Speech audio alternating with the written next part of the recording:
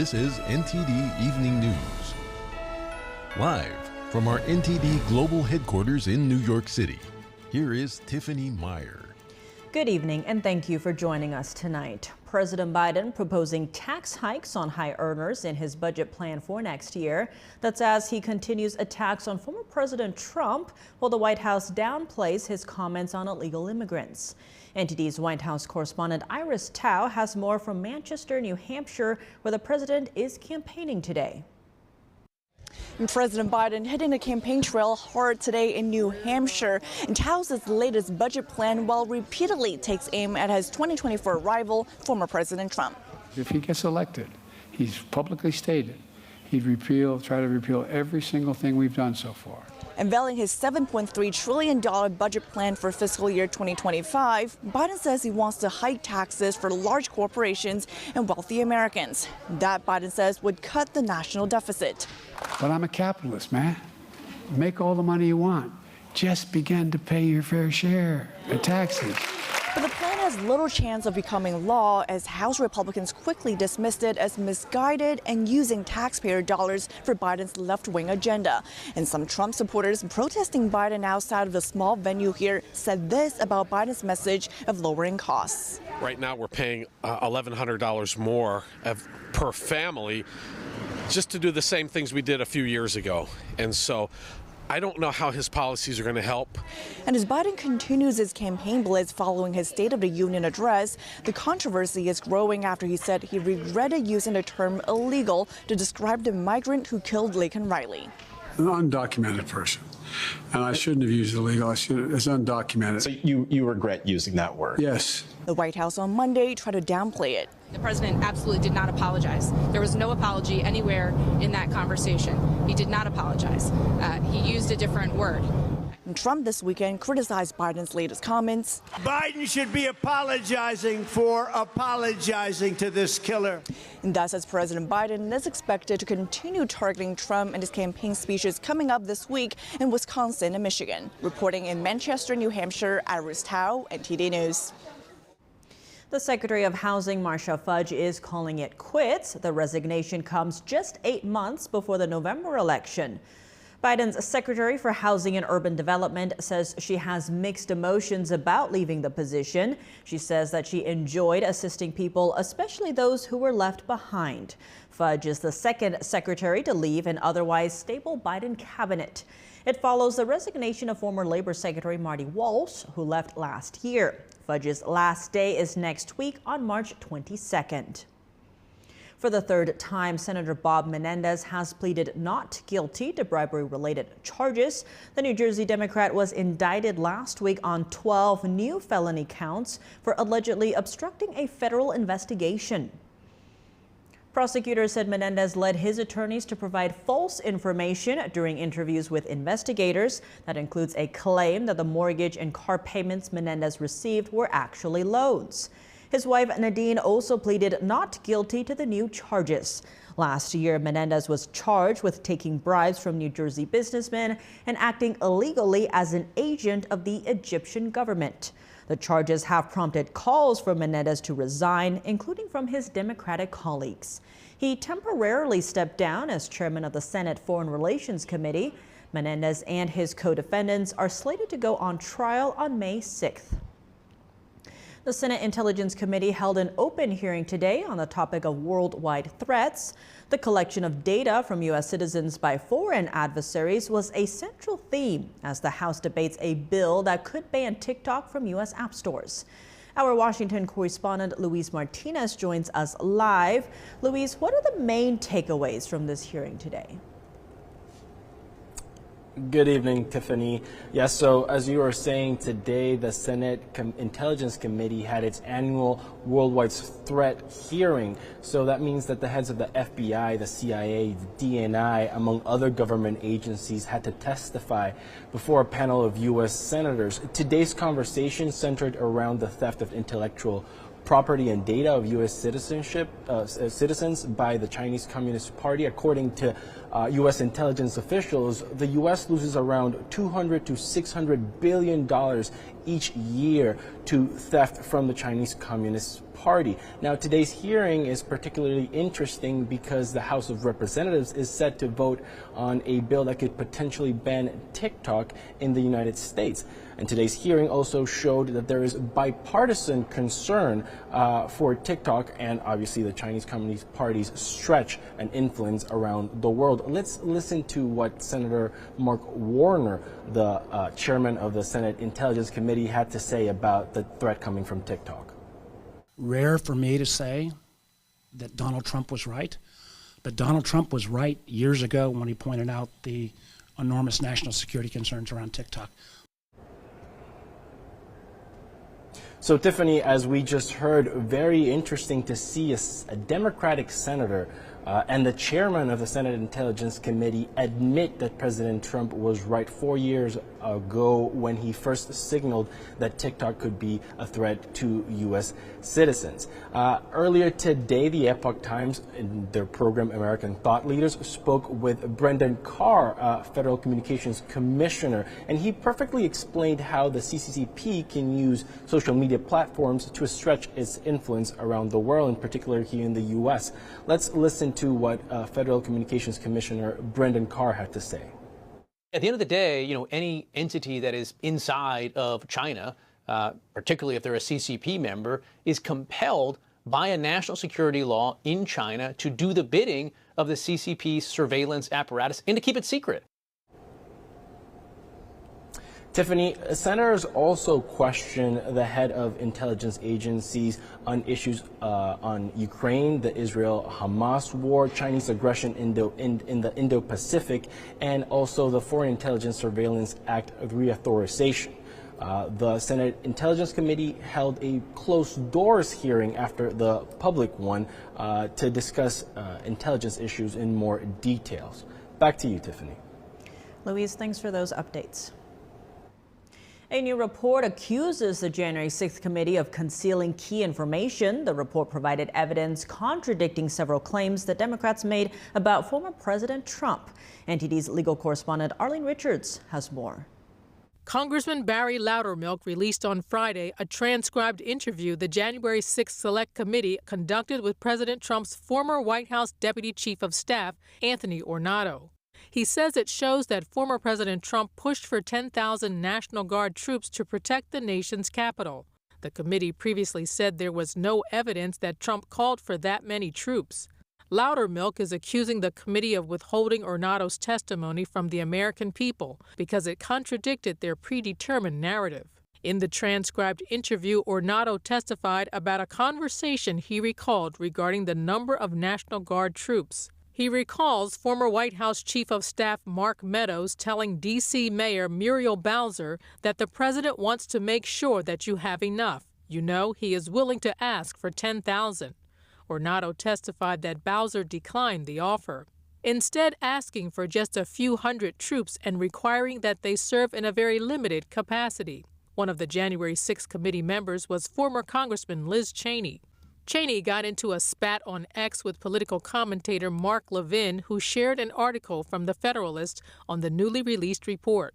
Levin wrote that Cheney should be compelled to testify under oath about possible witness tampering and censorship of exculpatory information and testimony. Cheney responded, accusing Levin of spreading false information, and doubled down on saying that Trump never ordered the 10,000 troops. Arlene Richards, NTD News. Turning our attention now to former President Trump's legal battles. Trump's attorneys today seeking to put his New York trial for alleged hush money payments on hold. That's until the Supreme Court rules on his presidential immunity claim. Trump's legal team has argued that their client is shielded from prosecution because he was still in office when the alleged actions took place. The Supreme Court is scheduled to hear the immunity case on April 25th and could issue a ruling as late as July. Meanwhile, the former president is expected to attend a hearing in Florida on Thursday over his handling of classified documents. Trump faces a number of charges in this case, including willful retention of national defense information, conspiracy to obstruct justice, and corruptly concealing a document. He has pleaded not guilty to all counts. Trump is scheduled to go to trial on May 20th, but a delay could be on the table.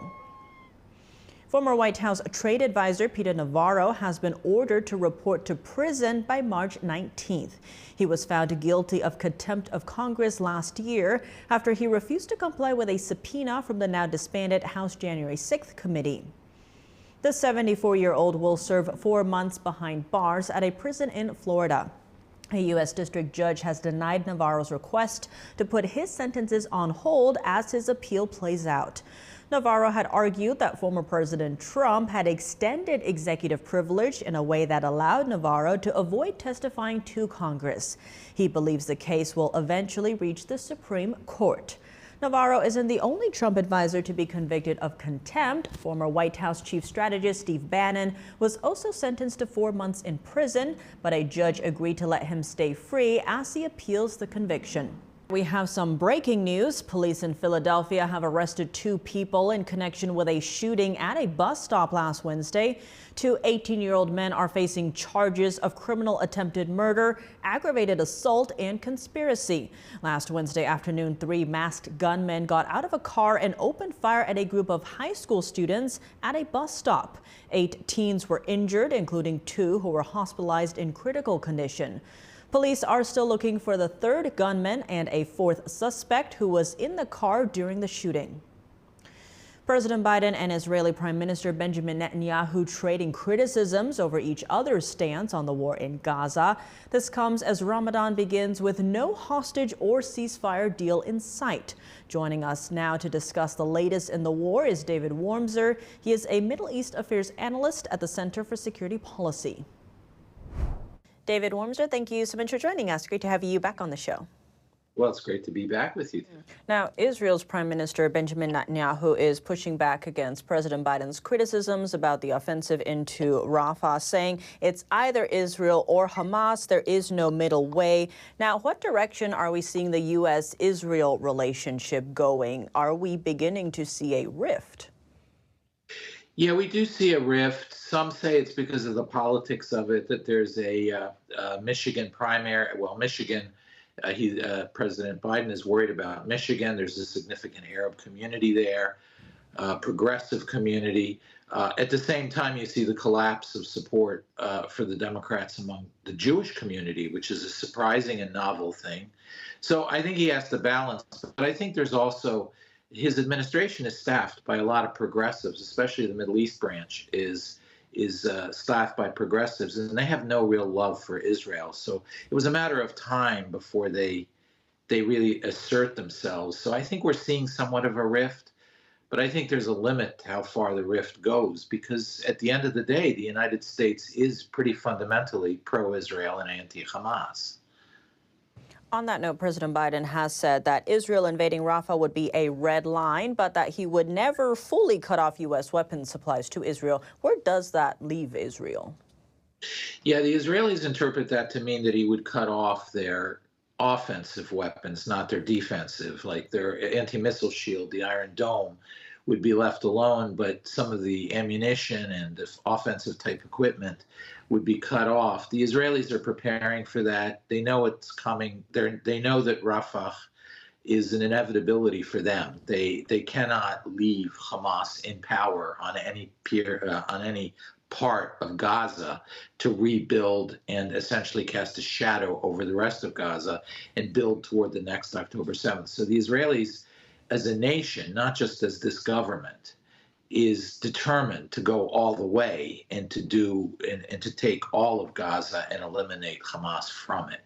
So there will be some tension. There will be a rift. Whether it's in a week, a month, I don't know, but it's coming soon. On that note, President Biden has also said that a ceasefire right now would help Hamas, as in regrouping while Israel has to stand down. Now, what about the hostages that are still being held there? Egypt is in talks with both to try and get a hostage negotiation. How likely are we to see this one succeed where all the others have failed? Well, I think all the emphasis on this hostage deal and this emphasis on tying it to the ceasefire, and now with the United States drifting toward demanding a ceasefire first, it removes the incentives on Hamas to actually come to a deal. The second thing is Hamas intends to escalate on Ramadan, which starts tonight, and it wants to blame that on Israel for not giving in on a ceasefire. So I don't see us having a ceasefire deal anytime soon. But in the week or two after Ramadan starts, if Hamas begins to feel that the Israelis are heading into Rafah and that Ramadan isn't going to stop them, they may come to a deal. But I'm dubious, because at the end of the day, the hostages is all they've got left to hold on to as a bargaining chip. They may give a few up, but they will never give them all up until the end, which is when they leave Gaza or they're all killed. So I don't hold too great a hope out for a deal at this stage, at least not in the next 2 weeks. Now, there has been a lot of buzz around the Israeli offensive into Rafah, given that there are 1.5 million Palestinians crammed into the tent cities there. How would this offensive unfold for all the parties involved? I think it would unfold by a major Israeli sort of campaign to open up humanitarian corridors to specific locations further north in Gaza, essentially to give the population a chance to move north. And that'll take a week or two. There may be signs that that's underway.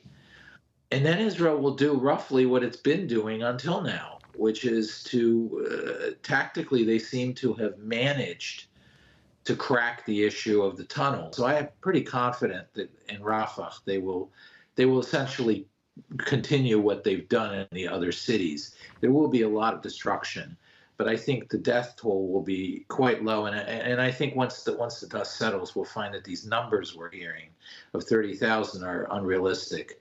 They come from Hamas, and everybody seems to, because there are no other numbers, they use them, but I doubt that that's the real number. Now, we are getting reports that Israel is currently working to confirm whether Hamas's deputy military leader has been killed in an airstrike in Gaza. Now, if confirmed, what is the significance of this? How would it impact the war? Right. Well, there are three top people in Hamas. One is Sinwar, who's the head, and he sort of strategically he runs the show. The second one is Mohammed Deif, who essentially comes up with these ideas. He's the strategic planner. Yeah, so October 7th, taking hostages, this was his idea. Marwan Issa, the guy who was just killed, and it looks, reading the Israeli statements between the lines, it's pretty clear he was. They just want positive proof. He's the implementer. He takes the ideas from Mohammed Deif and he executes them. He's essentially the chief of staff, like our chairman of the Joint Chiefs of Staff. He's essentially the chairman of the Joint Chiefs of Staff of the Hamas military, so to speak. So this is a devastating blow for Sinwar, and operational blow. And on top of it all, he's the communications link to the outside. So all three of those, this is a big blow. This is a really big blow. And it shows Israeli intelligence is cracking the inner circle. Wow, David Wormser, thank you so much for your time. Thank you. Coming to the U.S. illegally is often dangerous and difficult. Migrants usually have to pay criminal organizations, and their safety is not guaranteed. NTD's Arian Pastar brings us more from the southern border, where he spoke with illegal immigrants who just arrived in the U.S. Every night, dozens of illegal immigrants gather right behind this wall, waiting for Border Patrol to pick them up. Now, I had the chance to speak with some of the people who had literally just arrived here about their journey, which is often pretty sad. Now, please note that we couldn't cross the wall because Border Patrol has control over the area behind it. People with guns intimidated us. They wanted money. We had to give it to them. I saw dead people on the ground when I crossed the Darien Gap. I saw that they took a girl's clothes off. They violently touched her private parts. They dragged her around on the ground. It was rough, really rough. We had to pay some guys. If we didn't pay them, they would threaten to kill us. I noticed some people from the Middle East and from India. However, they didn't want to talk to us. Where are you guys from? Where are you from? Which country? The smugglers often train them so they don't talk to media. The immigrants at this location are waiting for Border Patrol to come pick them up. Every morning at around 8 a.m., Border Patrol drives them to a processing center, gives them a court date, and then drops them off. Now, after processing the immigrants, Border Patrol drops them off right here at this transit center. Now, multiple officials told me that 1,000 people a day are being dropped off just in San Diego. Let's take a look at what Bill Wells, the mayor of El Cajon, California, told me about that. If you come over and you're an illegal immigrant in San Diego, we're going to give you a free attorney to help with your immigration status. We're going to give you free health care. If you want to have a sex change operation, we're going to pay for that. We flooded the hospitals and the school systems and the Social Security office and the welfare office. Everything is at its breaking point. And you now say, let's add another 1,000 people a day just to San Diego. So these are the two sides of the story. The immigrants suffering while coming here, and then the communities being affected. Reporting from San Diego, California, Ariane Pastar, NTD News. The Justice Department has launched a criminal investigation into the Alaska Airlines door blowout this January. Since that incident, which brought Boeing quality control issues into the spotlight, more mishaps have plagued the plane maker, raising significant concerns within the aviation industry. NTD's Christina Corona has more details on the latest events. United Airlines confirmed that a Boeing 737 aircraft rolled off the runway at George Bush Intercontinental Airport in Houston on March 8th. The flight had 160 passengers and 6 crew members on board. No injuries were reported, and the cause of the plane veering off the runway is still unknown. On Thursday, United Airlines Boeing 777 lost a tire during takeoff from San Francisco. However, it landed safely in Los Angeles, damaging a vehicle parked below. According to the FAA, the crew reported a landing gear issue. No injuries were reported. On Monday, many were injured on a Chilean plane traveling from Sydney to Auckland due to a sudden strong movement. Around 50 people were treated for mild injuries on site, with 13 taken to the hospital, including one in serious condition. Passengers reported that several individuals were not wearing seatbelts when the Boeing 7879 Dreamliner suddenly dropped. And LATAM Airlines stated there was a technical event during the flight, but did not provide details. Christina Corona, NTD News. In Pittsburgh, Pennsylvania, if you call 911, you may not be able to get a police response anymore during overnight hours. For some crimes, you can only report the crime or use a call box to reach officers. The plan, which begins today, will have officers not to respond to calls involving burglary alarms, theft, and harassment. That's because between 3 and 7 in the morning, there will be no officers stationed at any of the city's 6 police stations. The police will only respond to calls that are in progress. Pittsburgh's chief of police justifies the new schedule, saying it's based on research data. He also says the lack of manpower is another reason for the change. Joining us now to discuss the bill on TikTok is Casey Fleming. He's the CEO of Black Ops Partners Corporation. Casey Fleming, thank you so much for joining us. Great to have you back on the show. Thanks for having me. Now, President Biden is saying he will sign the anti-TikTok bill if it passes Congress. Now, Trump, meanwhile, is telling CNBC that while he sees TikTok as a national security threat, that banning it would only serve to empower Facebook, which he calls an enemy of the people. Now, that's despite Trump blocking TikTok back in the day, but then having the federal courts blocking his efforts. What do you make of President Biden and Trump's very different stances right now? I think that both of them are ill-informed. TikTok must be banned and should have always been banned from hitting the United States day one. It is not to be, you have to understand, all technology going in and coming out of China is weaponized against the United States and the free world, period. So his comments about Facebook being an enemy of the people, that is absolutely true as well, but you can't combine the two in that you can't allow one like TikTok to move forward and focus on American-made Facebook/Meta. On that note, FCC head Brendan Carr is saying, quote, as Congress moves towards requiring TikTok to divest its ties to the Chinese Communist Party, questions have been raised about whether privacy laws could address TikTok's threats instead, adding they can't. Now, what are the threats here that Brendan Carr is pointing out?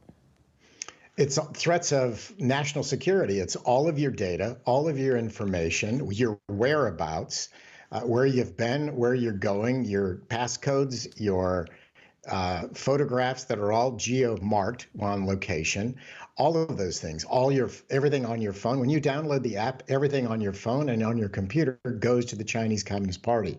There is no way to divest ownership of an app, okay? All that can be in the computer world, all that can be done by proxies. Information can be duplicated by proxies, and it could be going to somewhere in Nebraska, and then to Canada, and then to the UK, and then eventually into communist China.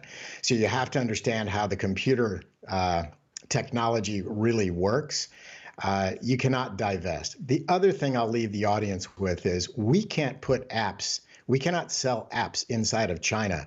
Why can China sell apps to us in the United States, or give us apps to use in the United States? Now, TikTok has pushed back on, say, First Amendment claims, but at the same time, they have a massive lobbying campaign that's still growing. For instance, New York Post is reporting that billionaire mega donor Jeff Yas has $33 billion stake in TikTok, and he's been bullying members of Congress not to pass this bill. At the same time, we're seeing former Trump advisor Kellyanne Conway on Capitol Hill also advocating for TikTok. How do you see that playing into why TikTok hasn't been banned? It's ridiculous. First of all, there should be no foreign influence in our governments, period, state, federal, local. It must be completely banned, foreign influence. You have to understand we are in a wartime situation, and foreign influence must be absolutely 100% ended. There is no reason on earth that TikTok is allowed to be in the United States or any one of our free world allies, period. Even day one, it should never have passed authorization to be deployed into the United States or our free world allies. And Facebook, all the big tech giants, Facebook, Google, Amazon, Microsoft, they have grown very quickly, but our laws have not. So our laws are still pretty archaic, and they need to come up to speed with that. So number one, we have to have laws in big tech. Big tech is not going to manage themselves. They say they will, but they won't. They can't. The other thing is big tech controls our minds. It's all everything that this broadcast is talking about is called cognitive warfare. And it's the ability to change minds, thoughts, values, and actions. And it's cognitive warfare. It's also part of information warfare, and those are under the umbrella of the big umbrella, which is unrestricted warfare, which means no rules. Now, back to the earlier point, President Biden's campaign is on TikTok, but now that he said he would pass this bill if Congress passes it, is Biden becoming more hawkish on China than Trump? That remains to be seen. Everyone, if you look at the data, you look at the evidence, you look at the intelligence, China is at war with the United States and the free world. We are at war. So there is absolutely no other position than everyone to be hawkish and against the Chinese Communist Party. There is no other discussion when you understand really where we are in this world. This is what World War III looks like, the weakening and the softening of the United States and society to where we don't have the will to fight anymore. And you have to understand, social media always, it's weaponized our politics. You know, we consider ourselves no longer Americans. We're either left or we're right, Democrat or Republican. And the answer is we're all Americans first. And, you know, these kind of things have to be understood in this grand scheme called cognitive warfare. Casey Fleming, thank you so much for your time. Thank you for having me. On Sunday, Tibetan people and supporters rallied in San Francisco to commemorate the 65th Tibetan Uprising Day. They raised concerns over ongoing and new issues that the Tibetan people are facing under the rule of the Chinese regime. NTD's Jason Blair reports. Hundreds of Tibetans gathered in San Francisco in front of City Hall on Sunday.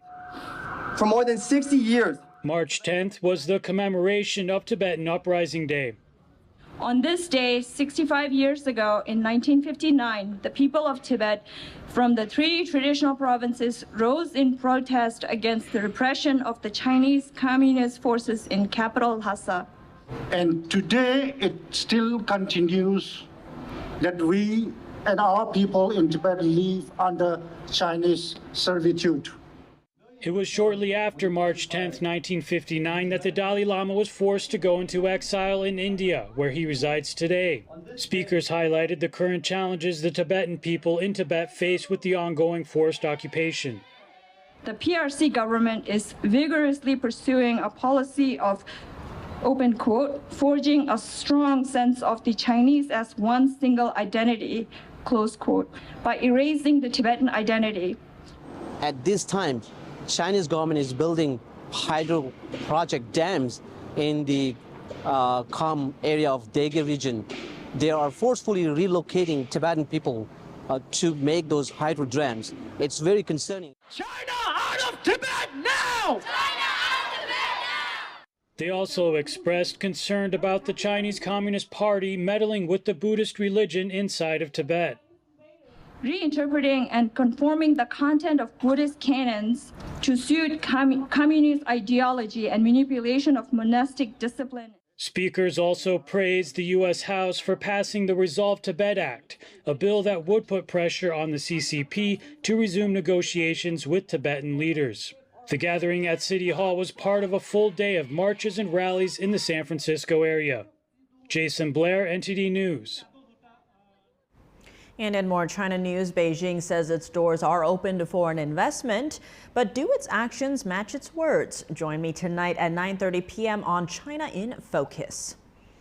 Turning now to the crisis in Haiti, Secretary of State Antony Blinken met with Caribbean leaders in Jamaica behind closed doors today, seeking solutions. Haitian Prime Minister Ariel Henry is still in Puerto Rico and did not attend. The U.S. State Department says Henry is taking steps to return to Haiti once feasible. Haiti is currently in a state of emergency as escalating gang violence threatens to bring down the government. The U.S. evacuated non-military personnel from its embassy over the weekend. The evacuated personnel were airlifted from the capital Port-au-Prince under the cover of darkness. The U.S. military Southern Command issued a statement saying this airlift of personnel into and out of the embassy is consistent with our standard practice for embassy security augmentation worldwide, and no Haitians were on board the military aircraft. No decisions have been made at this time about potential deployments. It is unclear how many diplomats were evacuated. The international airport in Port-au-Prince has been shut down for around a week, making it impossible for flights to get in and out. Haiti entered a state of emergency last Sunday after fighting escalated. Prime Minister Ariel Henry was in Kenya at the time, seeking a deal for a long-delayed multinational mission to restore order. On Saturday, the State Department said Secretary of State Antony Blinken spoke with the Kenyan president. The two men reportedly said they were committed to a multinational security mission. Early on Friday, a Pentagon spokesperson said that no decisions were made about potential American deployments. What I can tell you is that DoD will not send troops to Haiti to support Haitian National Police security operations. We have no intention of intervening, and we are not providing assistance to help the Prime Minister return to Haiti at this time. Why pay rent when you can just text mom? A new study shows nearly half of parents financially support their adult children. NTD's Virginia Gibson consults a financial planner for advice. Around half of parents financially support their adult children in some way, according to a new study by Savings.com. By giving them an average of almost $1,400 a month, these adult children range from 18 years old all the way up to 59. Top expenses include rent, mortgages, school tuition, investments, student loans, and credit cards. Some even pay for their adult children's vacations. Parents want to help their children inherently, and sometimes that's almost to their own demise. Financial planner Lawrence Sprung tells parents they're doing a disservice to their children when they give heavy financial aid. He advises slowly preparing the adult children to pay on their own. What contributions are you making to your children? How old are they? And should some of these expenses be now borne by them? Or when are those expenses going to be borne by them? It's all very important to start having those conversations and preparing them for starting to take those expenses on at some definitive point in the future. The study says a, quote, convoluted mix of socioeconomic factors is driving this trend, pushing adults to seek parental help, even past their 30s and 40s. Virginia Gibson, NTD News. Fuel prices are quickly rising, hitting $3.40 a gallon recently. This happens every year as winter ends. Here's NTD's Don Ma with today's business brief. So first thing I want to talk about is AAA says the national average for a gallon of regular gas climbed to $3.40 a gallon on Friday. This is a 4-month high. Has come down a bit since then. The national average on Monday is $3.97. But experts say there's no reason to panic about gas prices, at least not yet. Gas prices always rise at this time of the year as the demand for fuel goes up once winter ends. It also means the end of cheap winter fuel and the switch to more expensive summer fuel blend.